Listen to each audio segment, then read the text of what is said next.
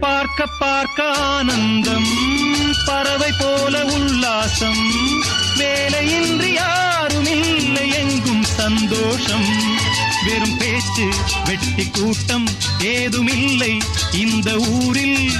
கள்ளம் கபடம் வஞ்சகமின்றி கண்ணியமாக ஒற்றுமை உணர்வுடன் வாழும் சிங்கப்பூர். அக்கரை சீமை அழகினிலே மனமாட கண்டேனே.